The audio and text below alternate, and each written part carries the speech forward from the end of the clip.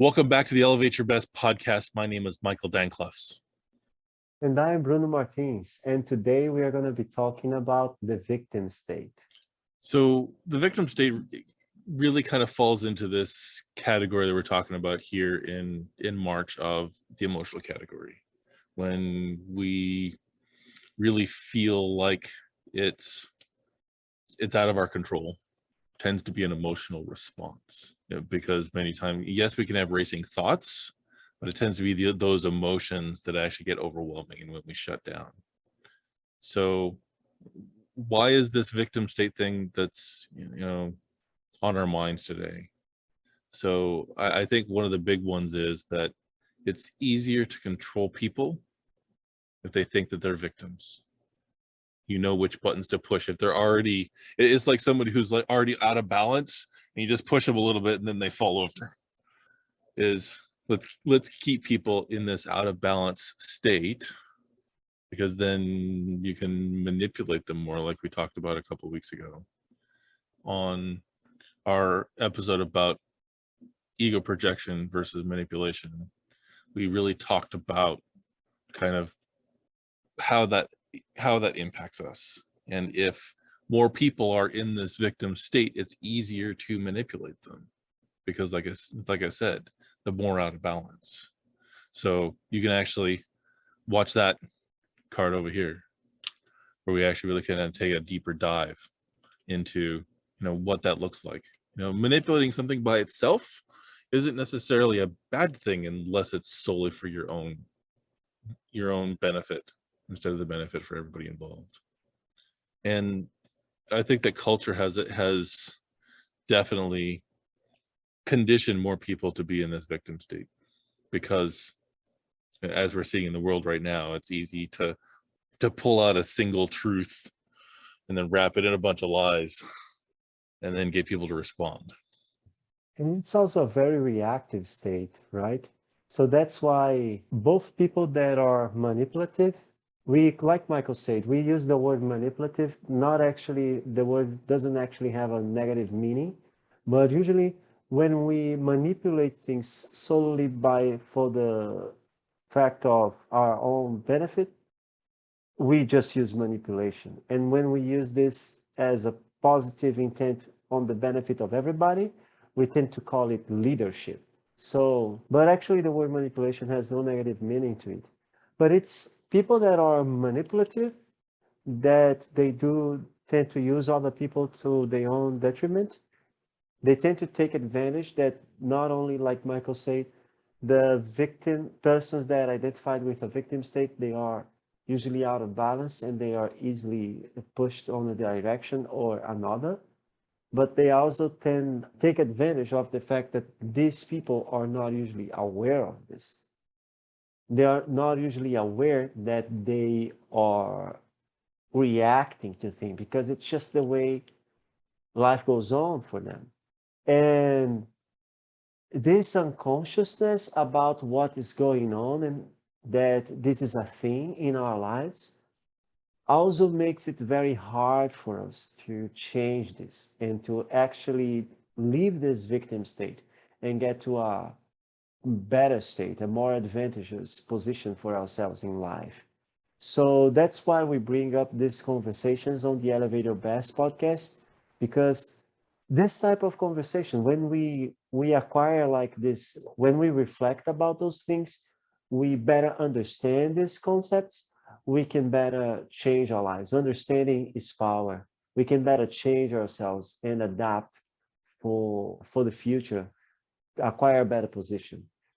So I really like us kind of digging into these deeper subjects too. And I know that our conversations tend to be fairly long, but it's because these are important concepts to talk about.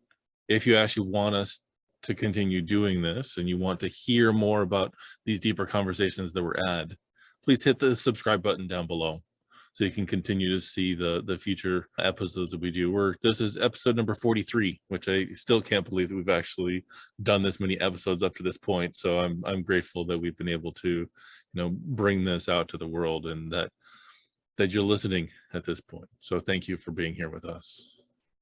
So as we kind of, move into, how this is manifested for us, it is, I've, as I've done a lot more personal development work, I've certainly been more aware of where I have done this in the past, but it's almost like being a born again person. So, but here's a couple of things that we want to be really talking about around this. So as we're really kind of digging into how this is manifesting in our lives, we really want to talk about this idea of life is happening to us, blaming others, and when we freeze in place. And then later, we're also going to be talking about kind of what can we do about this. So we've got a couple of tools that we're going to be digging into a little bit. So one is being decisive. One is actually closing cycles or completing and finishing things. One is owning our choices. The last part is actually being a scientist versus a researcher. So we'll unpack those things as we have this conversation. So the first one that I want to really kind of, dig into is, I'm not sure if any of you have read or seen the movie around the Celestine prophecy. And in that they talk about control drama. And I think that we're also going to be linking here as well. Teal Swan talks a little bit about control drama as well. For me, I actually, when I hear those words, I hear how it's laid out in the Celestine prophecy of this being a spectrum of ways that we show up in the world. And the victim state to me is that far left, the poor me is how it's actually been described as, the person who's actually always the person that the world is happening to. It very much is that victim state, where the way that a person that's in that poor me state, the way that they collect energy is by getting other people's attention to take care of. And it keeps you in this victim state, because if that's how you get attention the easiest, then why would you stop being a victim when people actually show up to help you? When you are beaten up, when you are robbed, when you are hurt, when somebody lets you down, whenever your life is turning upside down. So it's easy to play this role if you're getting the results out of it that you want. And that really is this life is happening to us concept. I find this very interesting, Michael, what you just said, because I'm looking into learning how to deal with something like that, where I do feel like I have this demand, like there's always something happening, there's always some challenge to solve, there's always like, again, and I'm like, I feel the need for this attention, this care, and like I don't feel comfortable with seeking it. And what I am understanding about this process is that, and we even have a personal conversation about that, is that I wanted for my family to be this supporting place where I could go and have them support me, because I do need it. But then they are the people that usually mostly hurt me, you know?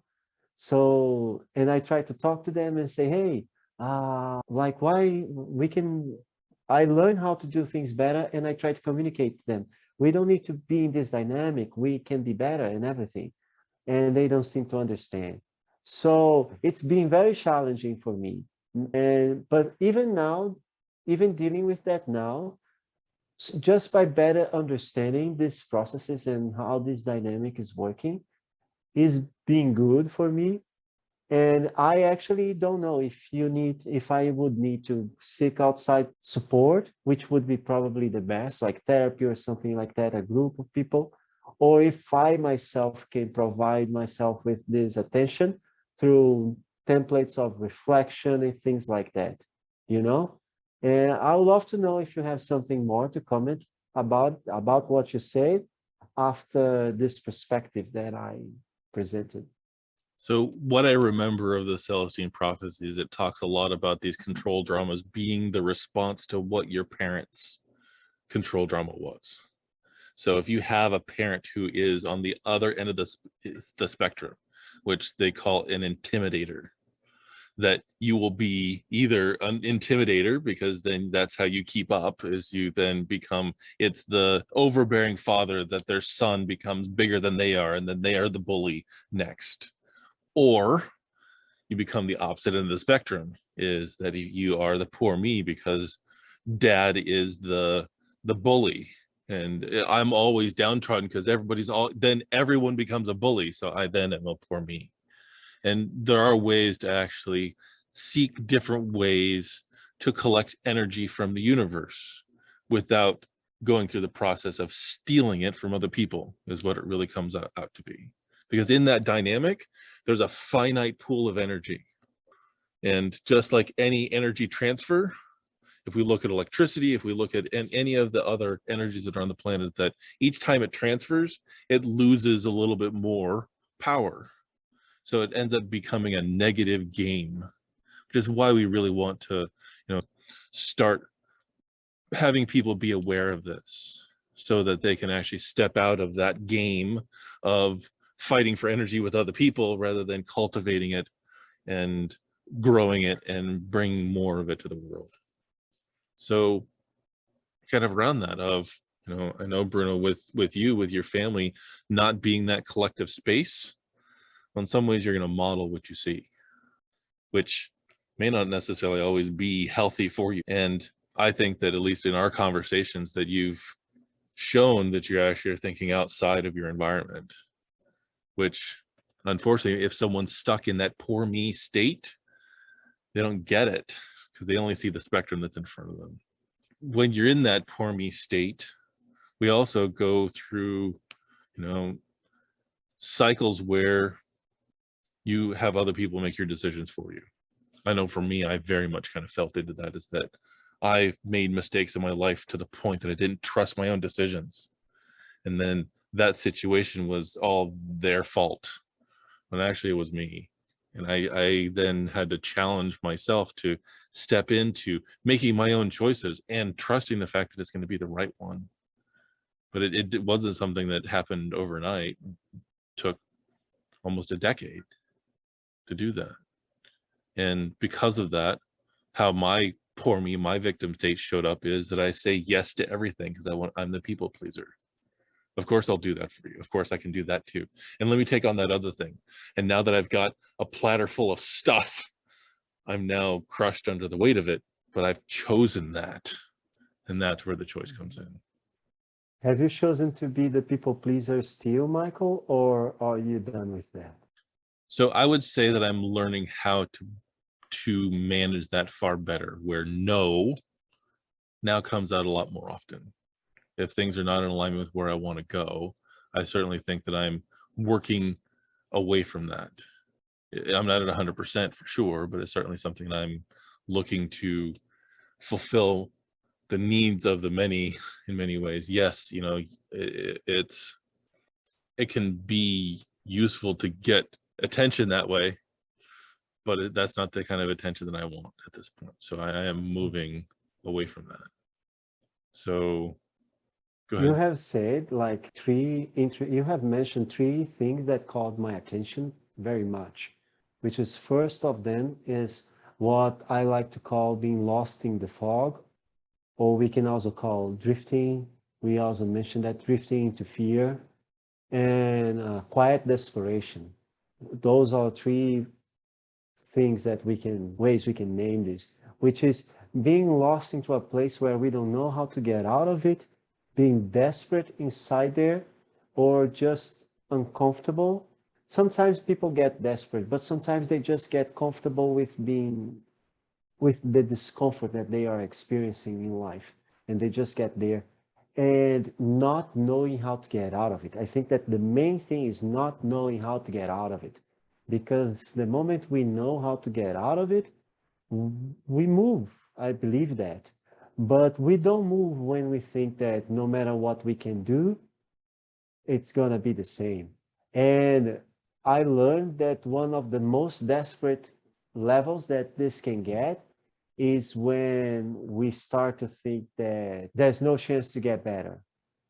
Like this won't change. There is something that we don't wish to accept in our lives, and then oh, this won't change. There's nothing I can do. That's a very dangerous state to be in. And I also identify a lot that in the past I would allow people to make my decisions. I would also be a people pleaser. I wouldn't say I would gossip, but that would probably gossip. I would bring information to people. Like I wouldn't see it that way, but later I understood that I was like trying to be valuable. Like I know this, I can share this with you. And like being the people pleaser as well. So it's four things. And the fourth is abstain from saying no. Like I understood today, Michael, there's a great power in saying no. And this is something that I'm dealing right now very much. Like many lessons that I am learning in life, many of them are related to my sexual life and dealing with women and everything. And I frequent places that where the LGBT community is present, and a lot of men they come to me, and I'm not interested, but it's very uncomforting. Like, and I also am seeing this from the side of women, where I notice that sometimes I feel comfortable to approach them, but they don't feel comfortable to say no to me, and it's a whole deal to make them notice that it's okay for you to say no to me. And people have a great challenge of saying no to things. And if you ask a question too well, if you ask like the proper way, they feel like you are being manipulative because they don't see a way to say no. And we gotta learn how to say no. I'm dealing with saying no. I'm usually like from the past time, from recently to now, I'm learning very well to look at people and say, no, I'm not interested. No, I don't want to do this. Or no, I'm not going to that place or anything that the person might be proposing. And that's very healthy. And even spoke before in business, Warren Buffett, he said that his success is much more related to the opportunities he said no to than to the opportunities he say yes, because he couldn't do everything, and knowing where to focus is very important. But how does the person that is in the victim state gets to understand all that in their lives? It's a big step, it's a big challenge, and we need to be talking about it and understanding this concept, going deeper on it, and acquiring more information and resources in order to unlock the view for the person, because this is a very dangerous state, just like we said before, where the person can't see a way out, and it's a process of learning the way out. That's what we are wish to help people with in this episode.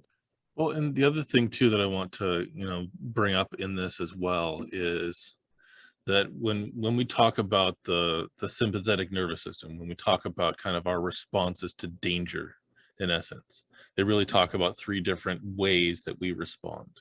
So one is we fight, one is we flee, and one is we freeze.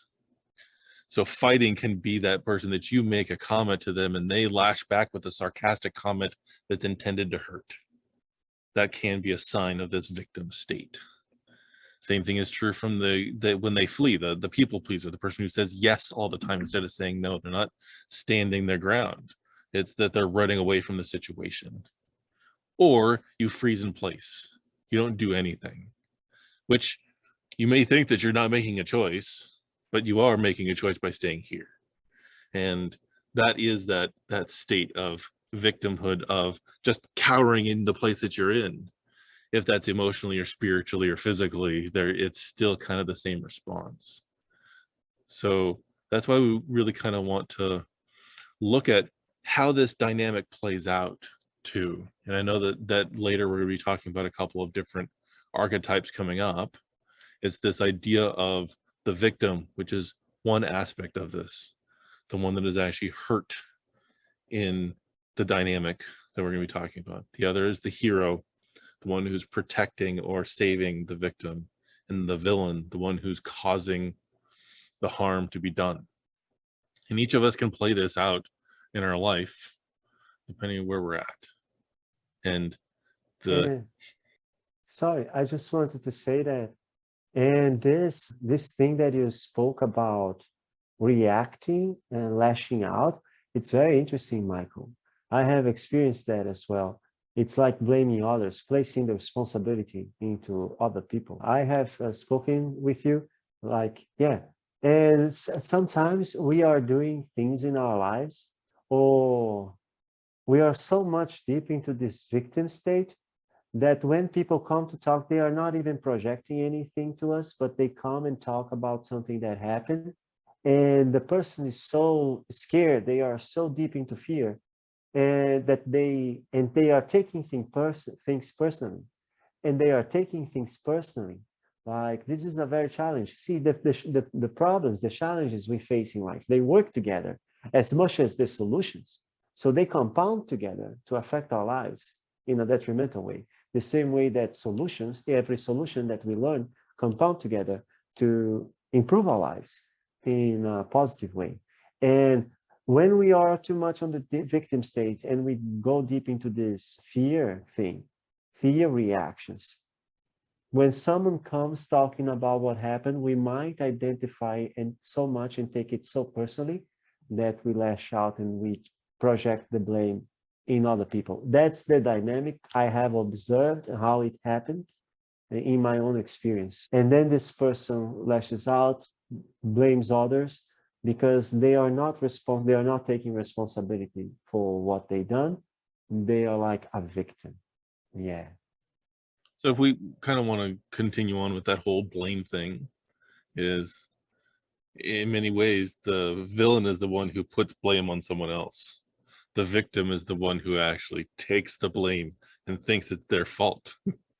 Or maybe not, where it tends to be kind of this dynamic that goes back and forth of, no, it can't be mine. I don't have any control over that. But maybe we should strike that whole concept, because I think that I just confused myself. You know what I think about this, Michael? About those three archetypes?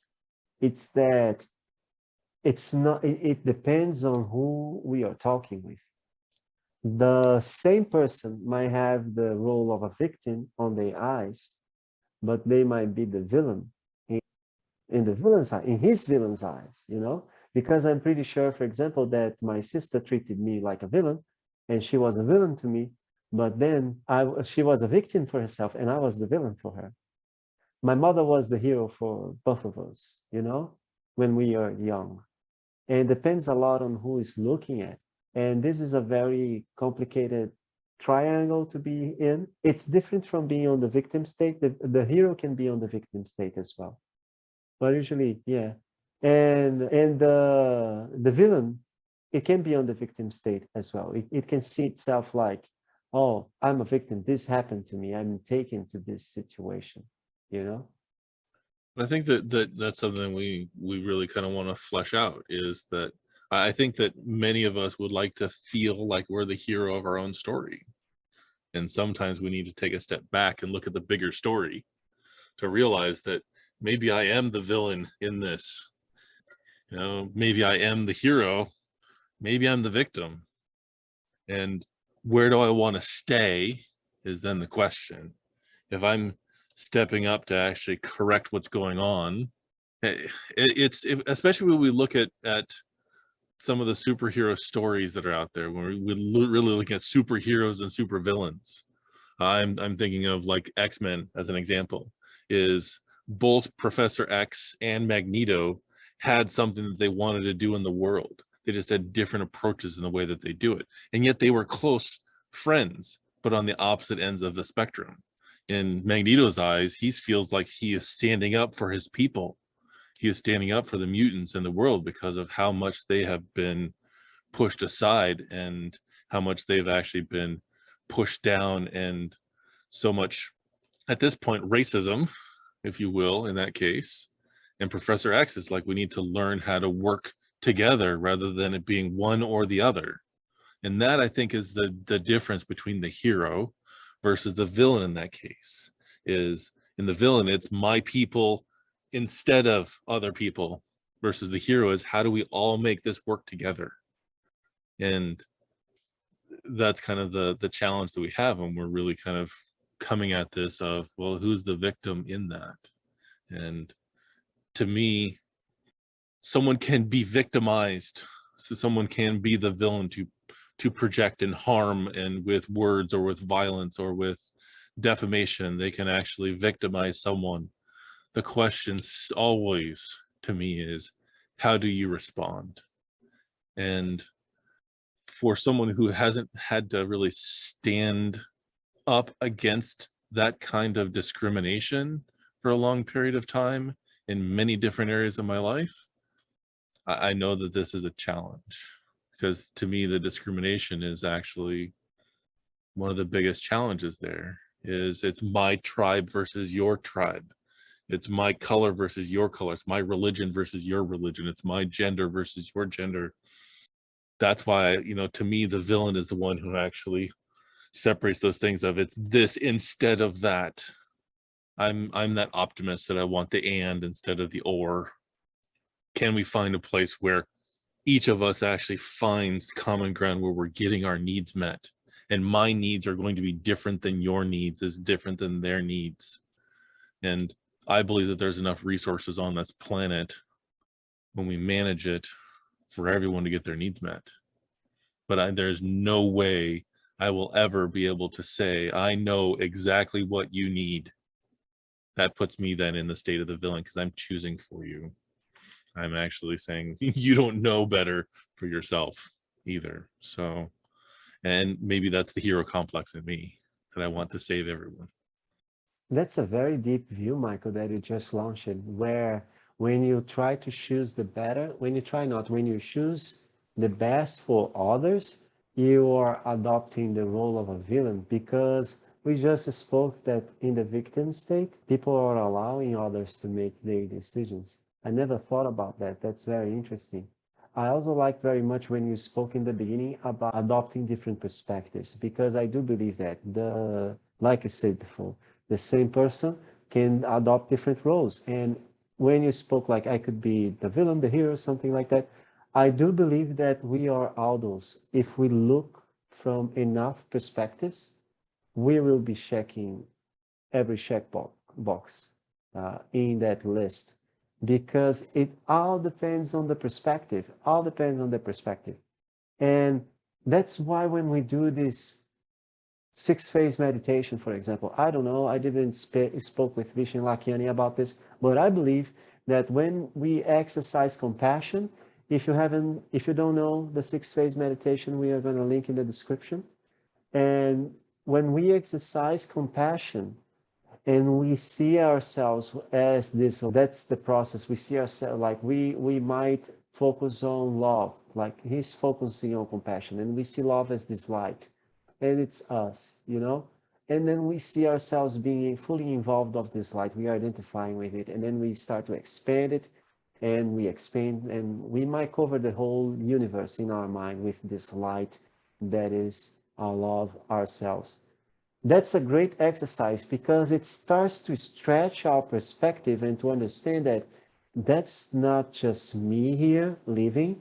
There are the people that are my neighbors, there are the people that live with me, there is my city. And if we come back and take a look at we ourselves as this organism, we as humanity as this organism, we as part of life on Earth, we are a single cell of 7 billion people on Earth, equal, a single organism that lives on Earth, and we are a single cell in this organism. Then we start to see that, like Michael said, not being so much, it's something about not actually being the protagonist, something like that, getting the energy and the attention, something like that. And we might actually understand that life is, it's not just about us. I think that this is a big step into getting out of the victim state. For the worse it is our situation, it can be very poor, but it's not just about us. And Michael, what I see here in Brazil, this is an environment of scarcity. And in this environment, people don't want to cooperate. I do believe that it's not the scarcity that creates lack of cooperation. I believe it's the lack of trust to cooperate that creates the scarcity. Because if we cooperated more, we could create abundance, Absolutely. And kind of to circle back to that whole idea of the Celestine prophecy, is that's a lot of what they talk about, is that if it's all about me and what I can get from you, that there's this burn off in essence. So if 100 joules of energy from you and I get 80 out of it. And then you take 80 joules from me back to you and you get 60. And then I take it back from you, I now get 40. We're now going to have zero energy between the two of us because I'm taking it. I'm reaching out and I'm removing it from you. And sometimes, maybe not like with my bare hands, sometimes if, like we mentioned, things like robbery and sexual assault, etc., someone is taking that from you physically, but that also kind of takes from this energy that's between us. Is very different than cooperating with someone, because it's weird how this energy dynamic works, is that if I'm giving it, it actually grows. If I'm taking it, it diminishes. So I would very much say that has a huge impact on this, and it's the intention around it. Intention is huge around this. Am I actually doing this so that I could actually just help this one person at the expense of everyone else? Or am I actually looking at a way that everyone gets a benefit from what I'm doing? So as we move into what we can do about this. So obviously these are tough subjects for us to really approach, especially when we're stuck in them. So that's where I want to kind of ask you, now that you've gotten this far, 35 or 40 minutes into this, is have you been aware of where you've been a victim? Have you been aware when you're the hero? And have you owned when you've been the villain? Write that down below. I'm asking you in some ways to out yourself on this. And I'll be the first to say that, yes, I've been all three. I have been the victim, I've been the villain, and I've been the hero. And sometimes unknowingly, and sometimes knowingly. And I get to live with that. I get to work with that. And as Bruno mentioned, the 6 days meditation, I have to kind of touch back on that too. Because after going through it, one of the other phases in that is forgiveness. And at least I know for me, the biggest challenge was not so much forgiving others, it's forgiving me for the choices that I've made. And so some of the things that we're going to talk about, kind of, how we pull ourselves out of this, is one thing is that if we're always stuck in here, we're going to stay stuck there instead of taking decisive action, instead of actually, really realizing, like Bruno was talking about, when we're in that victim mindset of, I don't have any control of what's going on.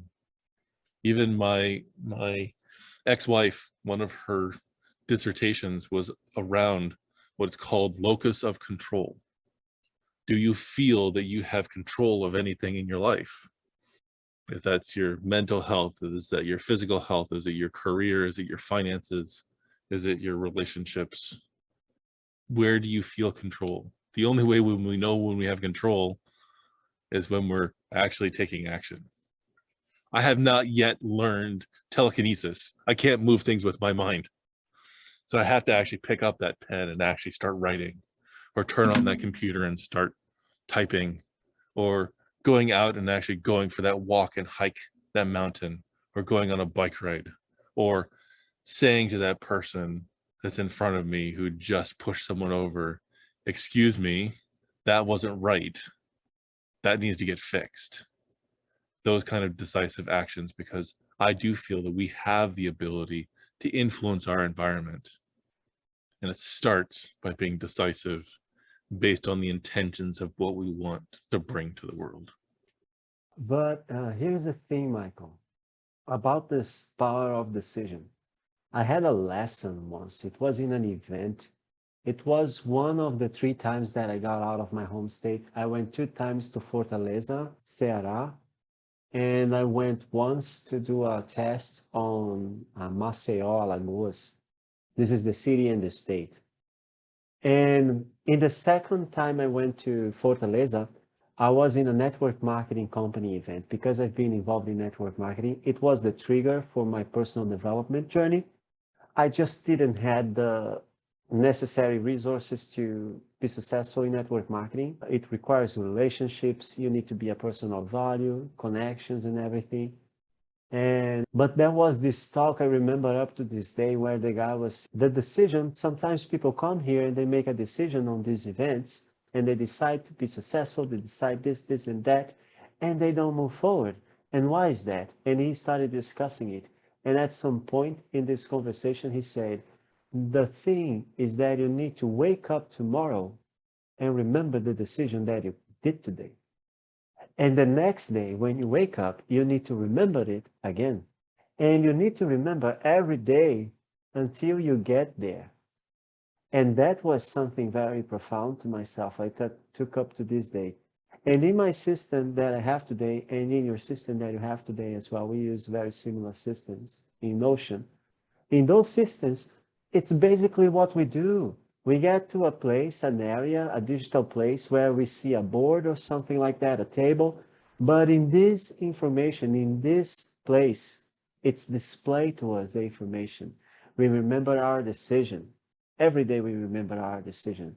And every day we take a look and say, what is the action that I have to take today? And another story that fits very well here is Will Smith. I believe it was or in a late night show or in Oprah, he was giving an interview, and he said that when he was a kid, his father set the mission for him and his brother create a wall at their house, someplace. I believe I mentioned this story before. And they just got into the house to eat if they put a brick there. And at some point, they were doing such a sloppy work that his father got there and looked at the wall and just got a hammer and put it down and turned on to them and say, you need to put each brick as if it were the best brick, like do the best job possible, because that's what's going to decide if the wall that you're building is good or not. And if it's not good, I'm going to put it down again. So put every brick the best that you can. And that he learned a lesson like every day, remember, what is your decision? What do you decide to identify with? And this is already a big step, deciding I identify with that. That's what I say no. We can only say no if we know what we want and if we are sure on that. And then every day, put a brick, build something every day, a brick, one step, because we have the whole life ahead. Absolutely. And that's kind of where that setting intentions thing comes from, is that we're doing an elevation mindset summit about identity. That's another key factor. Yes, you need to actually be putting that brick in the wall, but which wall are you putting it in? Which identity are you discovering? Which identity are you uncovering? Which identity are you shifting and changing about who you are? I think that ties right in with what we're talking about here, is that yes, you can actually be decisive. You can actually be taking action, but here's the thing. You've got to know which direction that action is in. And sometimes you actually go down that path for a little while, you find out you're not on the right path. So you got to back up or maybe cut across to actually a new path. But still, it's taking that step. If I'm standing at the bottom of the mountain, I'm looking at the top and saying, it would be great to be up there, but I never take a step forward, I'm never going to get there. So as we're actually, because that freezing part is I'm here at the bottom of the mountain and I really want what's up there. I'm not willing to take the first step.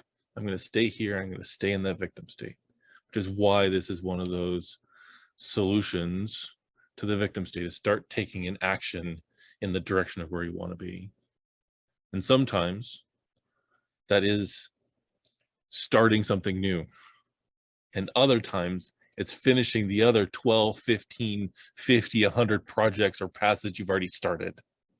Because as we talked about a few episodes ago, about those things that are unfinished take up space, they take up energy, they take up willpower to keep them in the forefront of your mind. It's one reason why we have this feedback system of dopamine, that you check out the box that it's done, is to reinforce the fact that you're getting things done. We're hardwired for it chemically to complete things. Otherwise, we have stress about the things that are still open. And that stress compounds on itself and keeps us here and stuck in this state of victimhood. I believe it might be in the power of suggestion. I don't know. Episode, probably that one, because we talk a lot about the subconscious mind on that one. So, yes, There is a phrase I learned with the Kanban methodology when I was studying the Kanban methodology, which is stop starting, start finishing. And I do have a challenge with that. I'm learning to deal with it. I still need to finish some big cycles, like I commit to myself to becoming a black belt in jiu-jitsu, and I didn't finish that yet. Since the pandemic started, the whole journey went away, you know, but I need to come back to that. But a more prominent example of this in my life was college. I almost didn't graduate with college. I had a conclusion work to deliver. I had more than the necessary classes concluded and extra work hours, everything. I just didn't deliver the conclusion work. And I spent 2 years, Michael, without going to the college. I was not going to graduate. Then I came to the college by a coincidence. The assistant, social work assistant, she invited me. And when I got there, she looked in the computer, passed some 10 minutes confused there, and she apologized, saying, there's nothing for you to do here, Bruno. I'm sorry to have invited you. I came from another city because I am from the country. And she was like, I'm sorry, like I apologize. And I was like, okay. And then I went to my campus, the building that I studied, and there I found an old professor that spoke to me and connected me with a different professor that was willing to orientate me, because I didn't know what to do on the work and nobody was actually explaining to me. But this guy actually took the time, Michael. He took the time to explain to me what I needed to do. And every week I met with him, and 2 months later, I graduated. But if it was not for that, I wouldn't have closed the cycle. And this is so bad. These are such a poor decisions that someone can take in life. It's like throwing out a lot of work, a lot of effort. It's like not taking care of finishing things and making them work. We need to finish things and we need to make them work, and we need to present them, because it activates so many things in our life. For example, all the 5 years that I went to college, if I didn't finish this, like finishing this work and presenting it activates that celebration thing that we spoke about right in the beginning of our journey here on the podcast. And this is so good. This is so good for us, for our growth. If we are not using celebration, it doesn't make sense. And I believe that the lack of celebration in my life, Michael, was what cultivated this character of not wanting to finish things, because what's the value on it? You know, what's the value on it? And that cultivated a character. And one improvement that I have with my relationship with you, Michael, because I'm not Michael's client, but I, just by being in contact with him, working here, there's a lot of benefits that I can reap, that I can identify in my life, is owning these decisions. If you can see, many times when I narrated events of my story, you guys probably couldn't see that because it's on the backstage. Michael would point me out that I was actually projecting to other people. I was speaking you there, not me.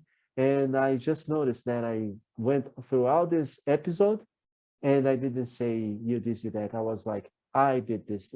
It's owning my decision. This is a very important step into getting out of this victim state. Like, take responsibility. It's extremely important. Absolutely. It's actually one of the things that I took from this book, Jack Canfield's The Success Principles. The first one right out the gate is take 100% responsibility for your life.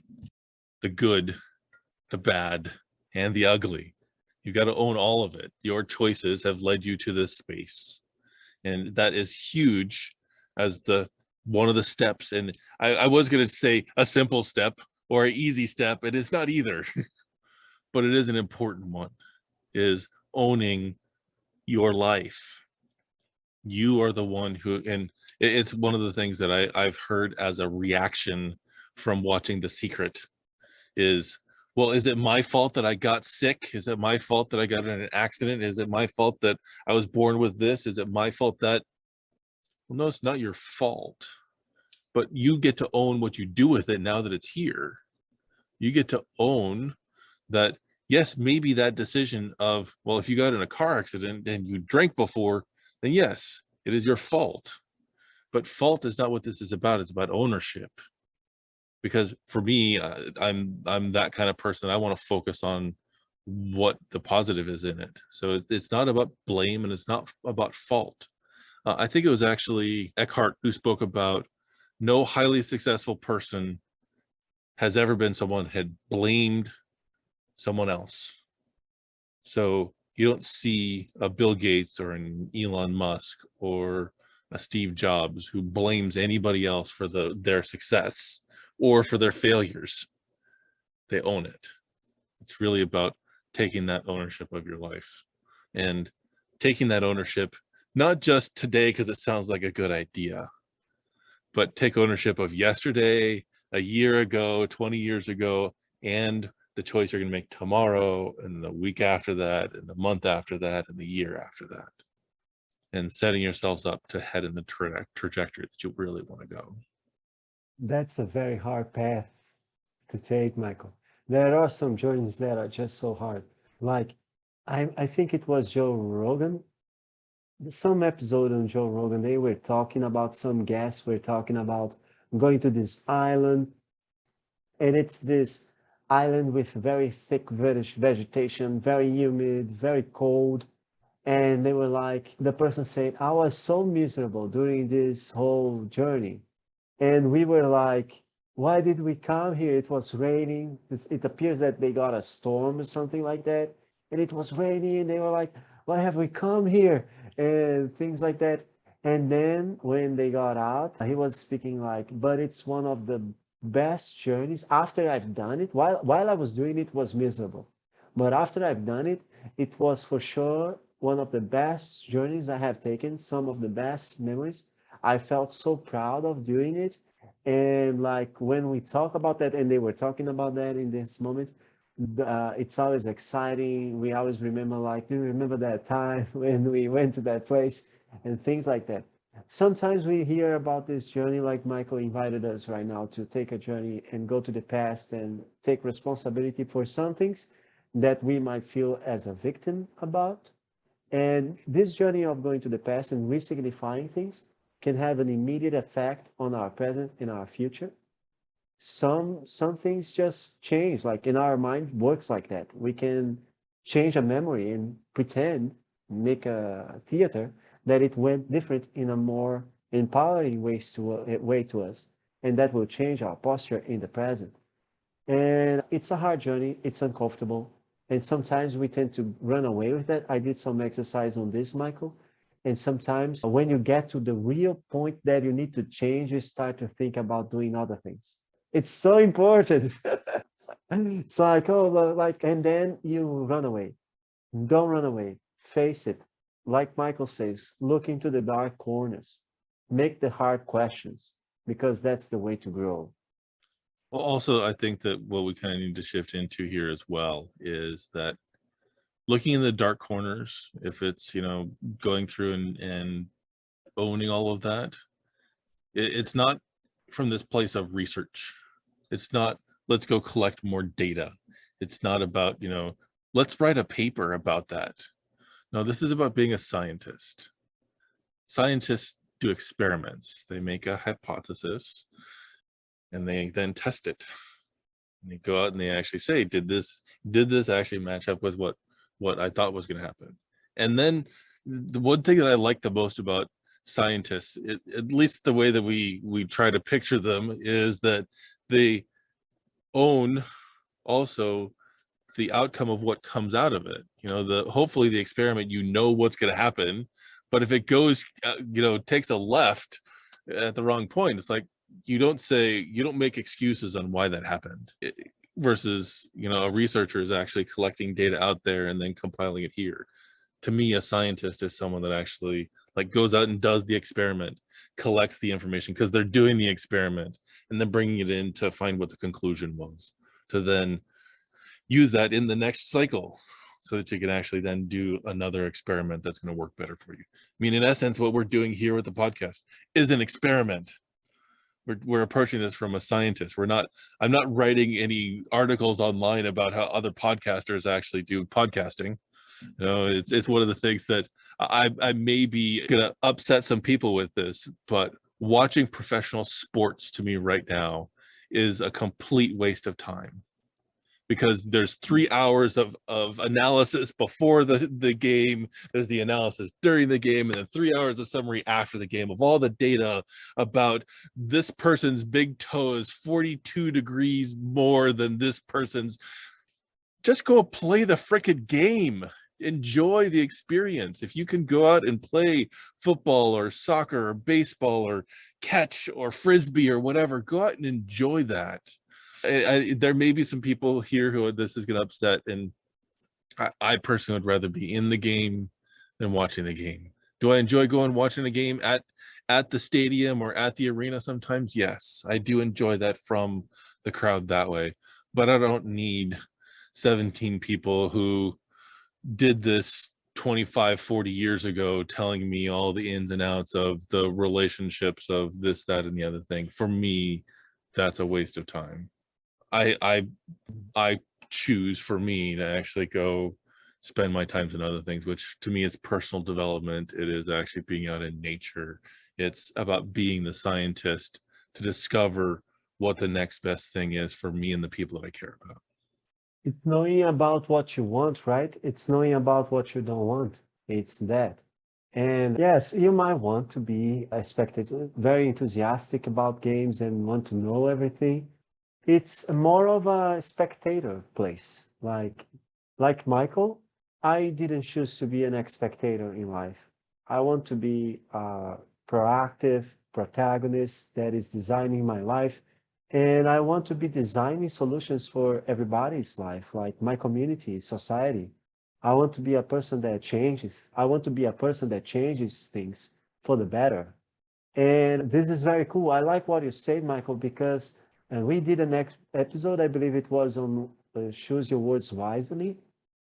And we spoke about trying, shooting, things like that, those words that we might not use, like we might wish to avoid, take out of our vocabulary even. And I exchanged try for testing recently. Like I'm not trying to launch my collection, or I'm not trying to create a Discord channel. For example, right now I need to create a Discord channel, and I'm gonna follow some tutorials. And before I would say I will try to create a Discord channel because I don't know exactly how to do that. But now I understand that the information is online. I just don't know it yet. I need to go there and find it and replicate it. So I'm not trying to create a Discord channel. I'm testing what tutorial should I follow. I'm testing how to follow the tutorial. I'm creating tests until the solution is found. It's a scientific process because the information is out there. It's a discovery process. So I like very much about that. Being a scientist, finding out how things go and how things fit together. And even in our conversation today, I mentioned to Michael that the process of learning to create this podcast is not exactly like creating. It's more like gardening. We do things and we see how they grow, how they develop, and we take care that they grow in the right direction, that we take out the bad things that we find that we don't identify with, and we improve on our process, create the structure for this program to grow. And that relates very much with the testing side of things. There are archetypes. We discussed about the victim, the hero, the villain. There are other archetypes, like in the book King, Magician, Warrior, Lover. We can be a gardener as well. I'll do some content about this, Michael, because I think that it's one of the best archetypes we can adopt in life. The archetype of a gardener, the archetype of a farmer, the archetypes of someone that cultivates growth. That's very cool. I like it a lot. I do as well. And as we're kind of wrapping up here on our conversation, there's this other aspect too that I want to throw out there is we do ask you to subscribe to our channel, to follow us, if you will. We ask you to interact with us as a conversation. We ask you to give us feedback of a thumbs up if you really enjoyed this conversation. But we really like to interact with students, people who are learning and then experimenting, For me, I love Jim Quick's statement of knowledge is not power, it's only potential power. It's only powerful if you use it, which is what this, taking action, being decisive, closing cycles, owning our choices, being a scientist is experimenting and taking that to be a student, to get the wisdom back, take that chunk of knowledge and use it. Take that idea and test it and see if it works for you. And if it doesn't, I won't be heartbroken if it doesn't work for you. Please seek what does work for you instead. I don't want somebody who's going to blindly follow what we're doing here. I want the challenge. I want to hear if this actually like rubs you the right way or rubs you the wrong way. I'd love to hear that feedback from you, because it helps me and us and the business grow when we can actually better serve our community. So with that, thank you for actually braving our conversation this long. And I hope that you have a fantastic rest of your week. And we will be talking next month. We're going to be talking about character as we're going through these cycles of the lifebook process. And character is one of those things that kind of underlines so much of the rest of our life. But we'll be doing some digging into that, and we look forward to having those conversations with you. Thank you. My name is Michael Danklefs of Elevate Your Best. And I'm Bruno Martins. See you all next week. Bye-bye.